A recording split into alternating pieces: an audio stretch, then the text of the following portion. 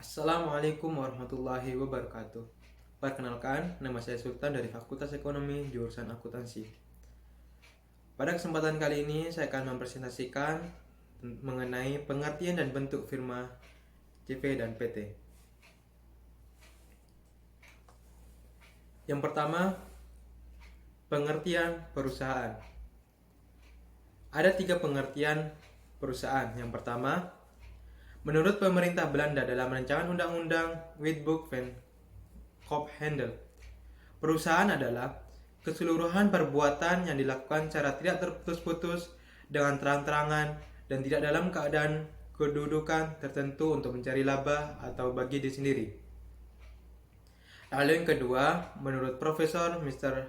WLPA Molengraaf, perusahaan dari sudut pandang ekonomi adalah keseluruhan perbuatan yang dilakukan secara terus-menerus bertindak keluar untuk mendapatkan penghasilan dengan cara dilakukan secara terus-menerus menyerahkan barang-barang atau mengadakan perjanjian-perjanjian perdagangan.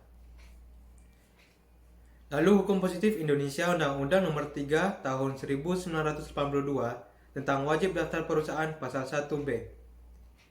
Perusahaan adalah setiap bentuk usaha yang menjalankan setiap jenis usaha yang tetap dan terus-menerus dan yang didirikan, bekerja serta berkedudukan dalam wilayah Republik Indonesia untuk bertujuan keuntungan atau laba. Itulah pengertian dari perusahaan. Lalu selanjutnya, kategori perusahaan. Ada 3 kategori perusahaan. Yang pertama, jumlah pemiliknya. Dagang perusahaan yang jumlah pemiliknya 1 orang. Sedangkan perseroan atau persekutuan perusahaan yang jumlah pemiliknya lebih dari 1 orang. Lalu yang kedua, status hukumnya. Perusahaan berbadan hukum yaitu PT. Sedangkan perusahaan yang tidak berbadan hukum yaitu persekutuan firma dan persekutuan komanditer. Lalu yang ketiga, pemilik modalnya. Kalau swasta itu seluruh atau sebagian modalnya milik swasta, sedangkan negara seluruh atau sebagian modalnya milik negara atau pemerintah. Lalu selanjutnya, bentuk-bentuk perusahaan. Yang pertama, perusahaan dagang atau perseorangan. Perusahaan dagang adalah salah satu bentuk perusahaan perseorangan, sedangkan perusahaan perseorangan adalah perusahaan yang dijalankan oleh salah satu orang yang pengusaha sehingga tanggung jawabannya dibedakan 1 orang saja. Adapun ciri-ciri perusahaan dagang. Yang pertama, dimiliki perseorangan. Lalu yang kedua, pengelolaannya sederhana. Yang ketiga, modalnya relatif rendah. Yang keempat, kelangsungan usahanya tergantung pada pemiliknya. Lalu yang kelima, nilai penjualannya dan nilai tambah yang diciptakan relatif kecil. Adapun keunggulan dari perusahaan dagang. Yang pertama, pemilik bebas mengambil keputusan. Lalu yang kedua, seluruh keuntungan perusahaan menjadi hak milik perusahaan. Lalu yang ketiga, rahasia perusahaan terjamin. Lalu yang keempat, pemilik lebih giat berusaha. Dan yang kelima, mudah mengubah jenis usahanya. Ada pula kelemahan dari perusahaan dagang. Kelemahan yang pertama, tanggung jawab pemilik tidak terbatas. Lalu yang kedua, seluruh keuntungan perusahaan menjadi hak milik perusahaan. Lalu yang ketiga, kelangsungan hidup perusahaan kurang terjamin. Dan kelemahan yang keempat yaitu seluruh aktivitas manajemen dilakukan sendiri. Itulah kelemahan dari perusahaan dagang.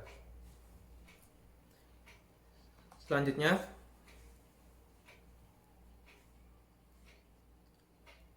persekutuan perdata.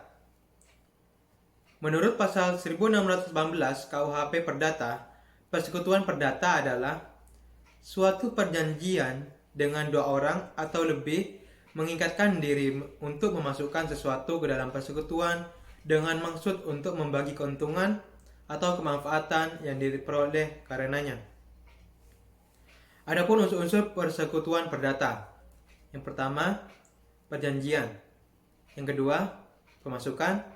Lalu yang ketiga, bertujuan untuk memperoleh keuntungan atau laba. Lalu yang keempat, keuntungan yang diperoleh dibagi bersama. Lalu cara pendirian persekutuan perdata adalah persekutuan perdata dapat didirikan cukup di atas sebuah perjanjian. Perjanjian tersebut dapat berupa perjanjian tertulis, dapat pula berupa perjanjian lisan, karena pasal 1618 KUHP Perdata mengharuskan adanya perjanjian tertulis.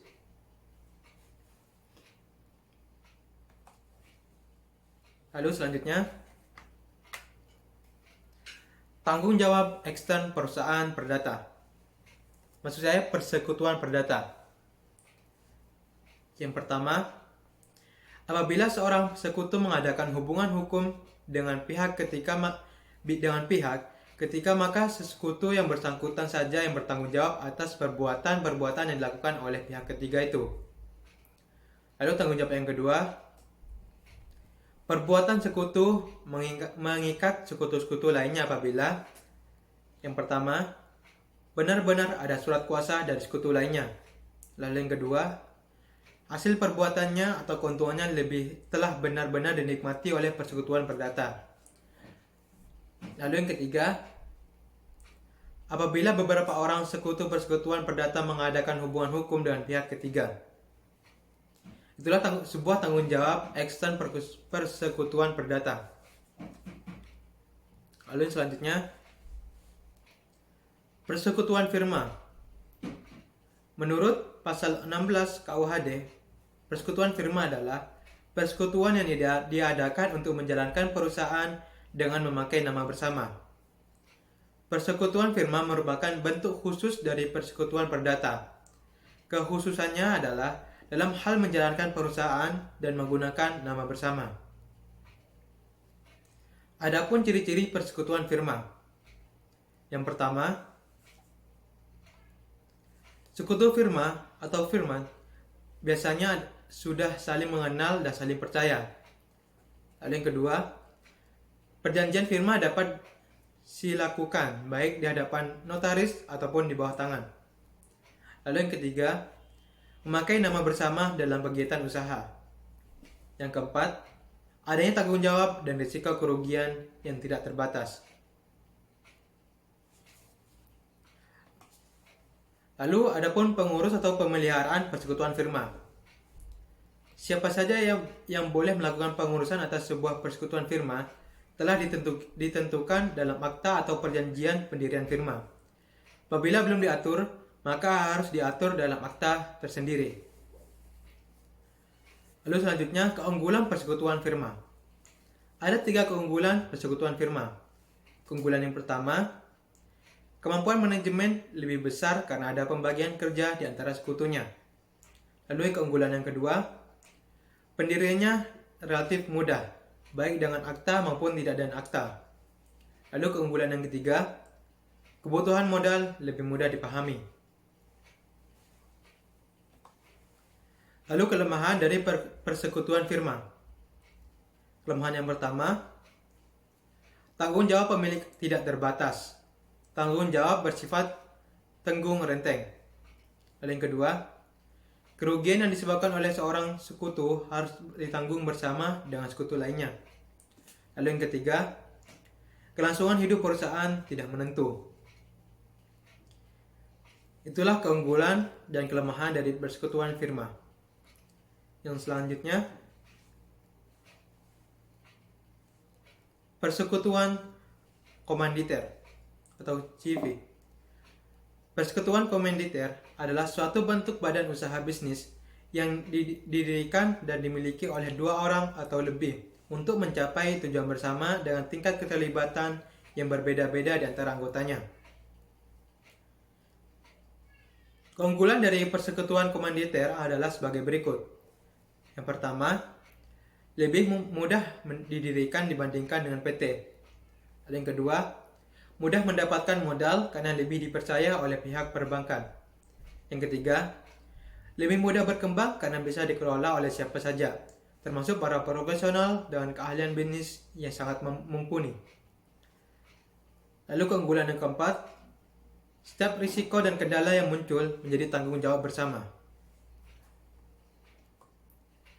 Lalu selanjutnya, kelemahan dari badan usaha CV adalah yang pertama, sulitnya menarik kembali modal atau pemasukan yang telah disetorkan.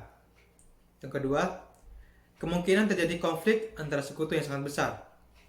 Yang ketiga, operasional dan kelancaran aktivitas CV berada di tangan sekutu aktif.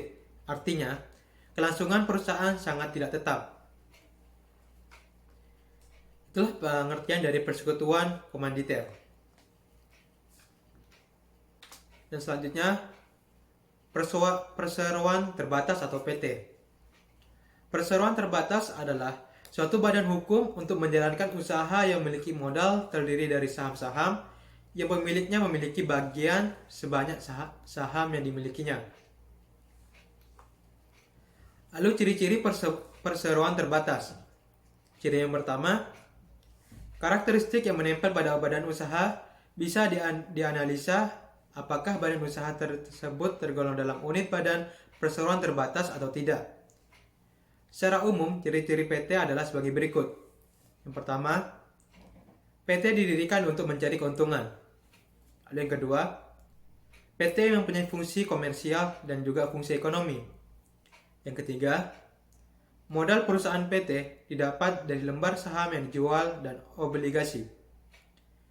Yang keempat, perusahaan PT tidak memperoleh fasilitas apapun dari negara. Yang kelima, RUPS atau Rapat Umum Pemegang Saham akan menentukan kekuasaan tertinggi perusahaan PT. Yang keenam, setiap pemegang saham memiliki tanggung jawab atas perusahaan sebanyak modal saham yang ditanamkan. Lalu yang ketujuh, pemilik saham akan mendapatkan keuntungan saham dalam bentuk dividen.